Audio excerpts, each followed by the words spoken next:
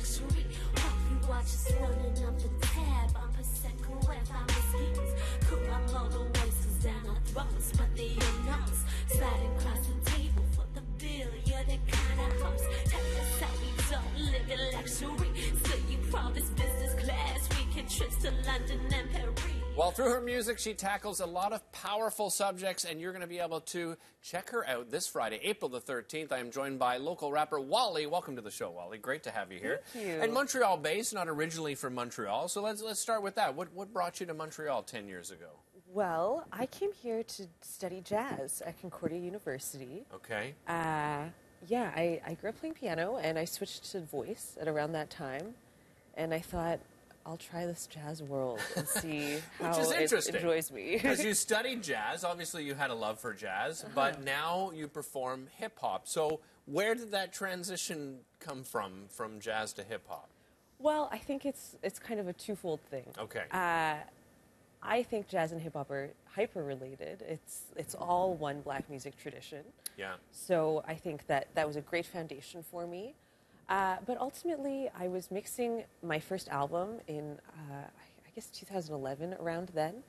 And I just felt like I didn't have the room in the jazz world to express certain aspects of womanhood or kind of perform and embody the more kind of fringe aspects of womanhood, I suppose, in the jazz world. So what is some of the, I've got to stop you there. What are some of these fringe aspects that you deal with? Well, I'm a very sex-positive artist. I really am talking a lot about pleasure and desire from the woman's point of view. I talk about my queer identity and race issues, just some things that are stickier subjects that maybe don't fit like the demure, sophisticated band leader that jazz demands. You're a queer Chinese woman, so let's talk about being in the world of hip hop as a queer Chinese woman. How would you describe the experience?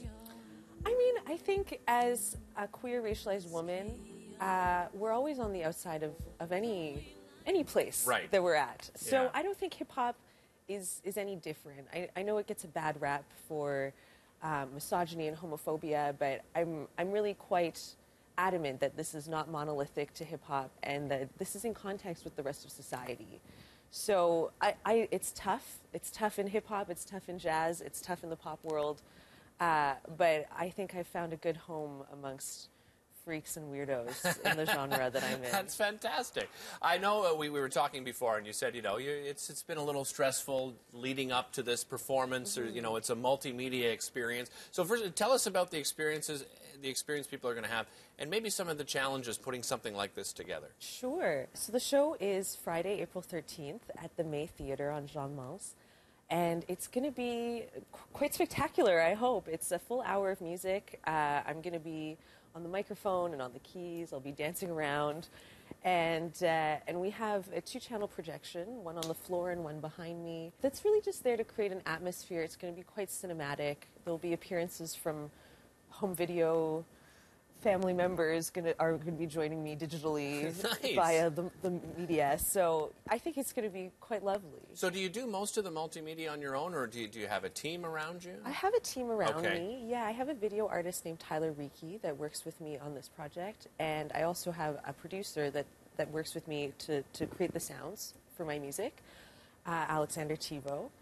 And but I suppose I'm kind of the project leader here, so that's where the stress comes in. I can understand that. Making sure all of the moving pieces are going the way that I would like.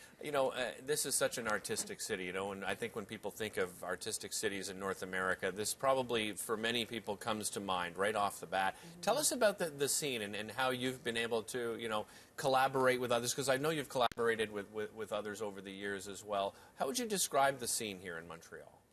I think Montreal is the most incredible artist incubator in Canada. I think so too.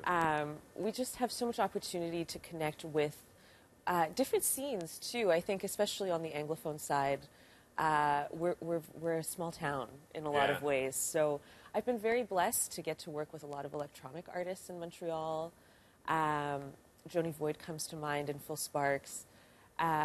Folks that are kind of not necessarily within hip-hop, but on the fringes. And I've worked a lot with indie rock bands and jazz artist, of course, so I feel like I get to have my fingers in a lot of pots. What does the future hold? What have you got planned for 2018 after this performance? After this show, I'm going to be rolling out an album that will be coming out in the fall. Okay. So we'll be starting up on that press cycle, getting some singles out. We have some music videos coming, so lots ahead for Hua Li, for sure. Well, before you get to that, make sure you come back in the fall for the launch of your album. Absolutely. We would love to have you back. I would love to Could be you back. perform for us in of studio course. too? Yeah, happily. There you go. Hua Li, performing this Friday, April the 13th. Make sure you get your tickets to go and enjoy an incredible multimedia experience. We'll be back with more BT right after this.